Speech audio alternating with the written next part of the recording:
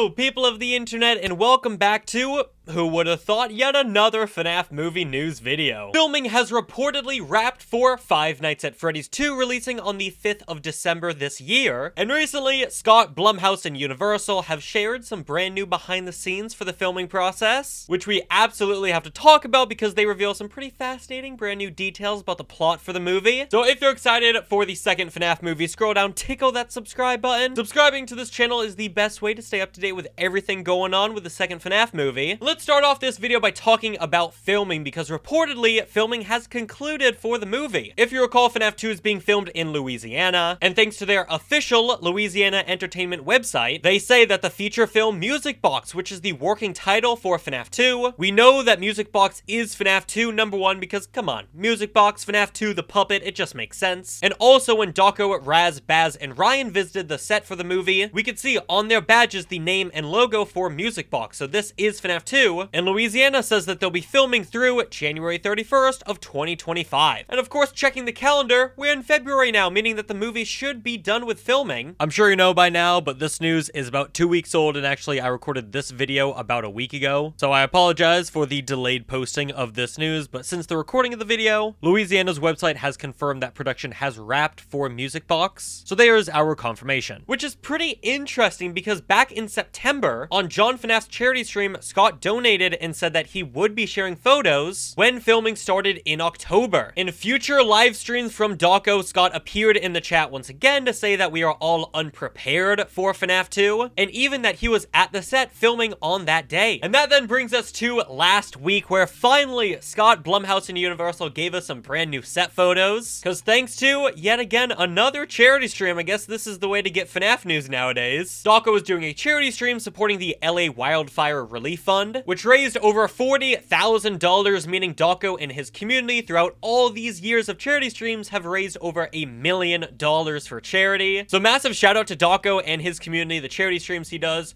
Always fantastic. It's an incredible milestone to hit, so congrats, Dawko. But during that stream, Scott sent Dawko 3 brand new set photos from FNaF 2, so let's take a look at them. With the first photo here being of Toy Freddy. Now, we have kind of already seen this. You may recall that this art of Toy Freddy is featured on the flooring of the FNaF 2 pizzeria, and if you recall, pretty recently when the YouTubers visited the exterior set of the FNaF 2 pizzeria, they were able to go inside briefly and spot what remains of the entrance to the pizzeria, and on the floor we saw this Toy Freddy drawing, though granted it was kind of dirty, underneath a lot of rubble. And when Dawko showed off this image, he did confirm this specific photo was taken on the interior set for the pizzeria. So even though we have kind of already seen this photo, it's nice to see Freddy a bit more cleaned up, you know? Looking dapper, looking good for the brand new Freddy Fazbear's Pizzeria, and technically, this is our first official look at the interior of the pizzeria, and just by this photo alone, it looks spectacular. So now let's move on to the second photo, which is a lot more interesting, and that photo is of the brand new Faz Talker. There is a lot to speculate with this photo, but first off, let's go through what we notice in the photo itself. It looks like the Faz Talker is some sort of handheld communication device. You got a handle on one side to hold it, obviously, then on the other side looks like you might have a volume slider. On the front, you got the word Faz Talker for the device itself, but more apparently, you have Toy Freddy, who has speakers inside of his ears and then has a digital display in his bow tie. And this specific message that we see the Faz Talker communicating is, "You there?" And the big working theory for the Faz Talker right now is that this is how the characters will be able to communicate with the toy animatronics, talking to the animatronics, and then the animatronics then use this device to communicate back to the characters. With a lot of fans theorizing right now is that this is how they'll be adapting those death minigame dialogue. If you remember back during the game FNaF 2, you had a chance after being jump scared and killed by a character to receive a death minigame, which would reveal a little bit more about the general FNaF lore, the dead kids, how the puppet brought them back to life, as well as the purple guy. And throughout those minigames in the background while you're playing, a robotic voice spells out a lot of different messages, like save him, save them, that sort of stuff.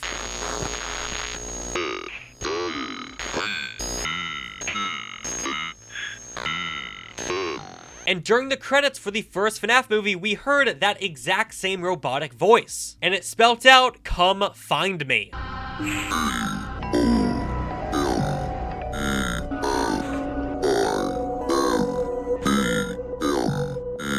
So I do think that this device, this Fast Talker, is going to explain how they're going to adapt that voice, which is such a creative way of adapting that game mechanic, you know? So mad props to Universal and Blumhouse and Scott, of course, for coming out for that, because I absolutely love it, and I really, really hope that's the case. But taking another look at the photo, you may notice there are a few drawings underneath the device, which gives us a pretty good idea of who is going to use the device throughout the movie, because there was one character who really loved to draw in that first movie, and that is, of course, Abby. At the start of the movie, when Mike checks in on her, she's drawing. She draws to reveal Afton's true intentions. To the animatronics, when Aunt Jane comes over, she gets upset. She goes in her room and starts scribbling all over her drawings. Abby likes to draw. We see drawings in this photo next to the Fast Talker. I'm pretty confident Abby is going to be the main character using this device. Plus, she already has a strong connection with the spirits possessing the animatronics, like what we saw in the first movie, so it just makes the most sense that she would be the main character communicating with the animatronics. But I would love to know what are your thoughts and theories for the Fast Talker, and now let's move on to the third and final brand new set photo. And this is probably the biggest one, because as you can see, we've got the cast and the crew in the picture. First up, we have returning director, Emma Tammy, and she's instructing Elizabeth Lail, once again returning as Vanessa Shelley, about what's going on with this scene. And then if we look right above them at the top of the staircase, we've got Matthew Lillard, frickin' purple guy William Afton himself, looking pretty dapper, I might add. Now, because these photos have been out for quite a while, I'm sure you already kind of have a general idea of what this scene's about. And the working theory right now is that this is a flashback scene. I think most notably what gives that idea away is the fact that, well, Matthew Lillard is standing right there. At the end of the first movie, he got spring-locked and should be rotting away in the back of Freddy Fazbear's Pizza in the Spring Bonnie costume. So how can he be looking alive and well in this photo if this is not present day? I think there are two main time periods that this photo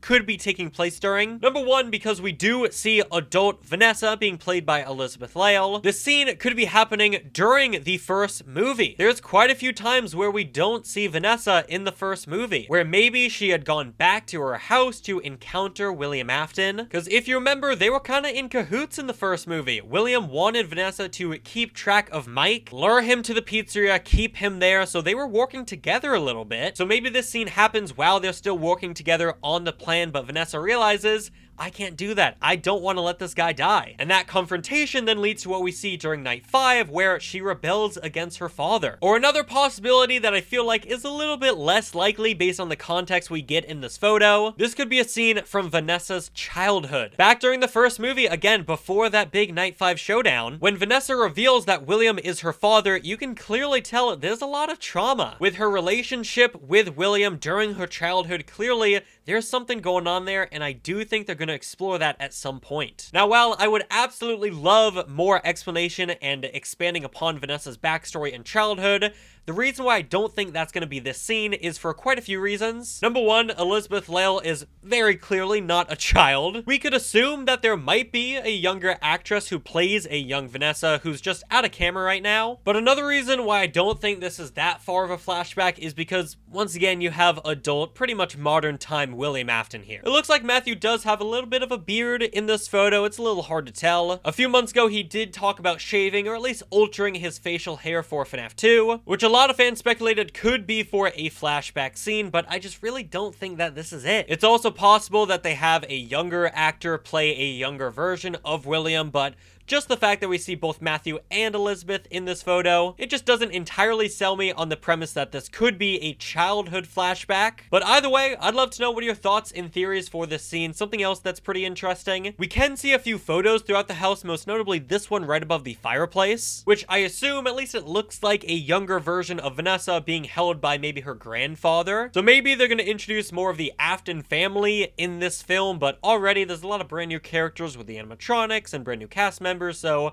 I'm not sure how deep in the Afton sauce we're gonna get. And then there is also a painting of what looks to be an abandoned barn or shed of some kind, which a lot of people have linked back to the barn in Curse of Dreadbear right near the Afton's household. And if that's the case, that's a pretty neat callback to the games, though I guess it's entirely possible that's just a random painting they thought looked cool. But those are the brand new set photos we have for FNAF 2. Like I said at the start of the video, filming reportedly has concluded. I'd assume the next course of action is just waiting until we get a brand new teaser trailer or a brand new poster. So I will absolutely be keeping an eye out for that, and of course, I'll make a video whenever something like that drops. But thanks so much for watching this video, and I'll see you all on the flip side. Goodbye.